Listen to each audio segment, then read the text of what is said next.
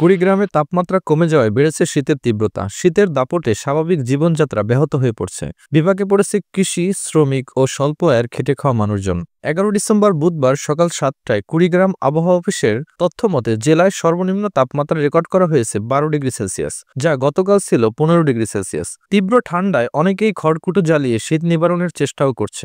এদিকে দিনের বেলা তাপমাত্রা কিছুটা বৃদ্ধি পেলেও সন্ধ্যার পর থেকে তাপমাত্রা কমতে থাকে। মধ্যরাত থেকে সকাল পর্যন্ত শীতের তীব্রতা বেশি অনুভূত হয়। সকালে কুয়াশায় রাস্তাঘাট ঢেকে থাকায় শ্রমজীবী মানুষ সময়মতো কাজে যেতে পারছে না। এছাড়া শীতে কষ্টে পড়েছে চর অঞ্চলের মানুষসহ চর ও দ্বীপ চরের দরিদ্র মানুষজন। কুড়িগ্রাম আবহাওয়া অফিসের ভারপ্রাপ্ত কর্মকর্তা সুবল চন্দ্র সরকার বলেন, গত ২ সপ্তাহ থেকে জেলার সর্বনিম্ন তাপমাত্রা ১২ থেকে ১৫ ডিগ্রি সেলসিয়াস ওঠানামা করছে। এ মাসের ১৫ তারিখের পর শৈত্যপ্রবাহ এ জেলার উপর দিয়ে বয়ে যাওয়ার সম্ভাবনা রয়েছে।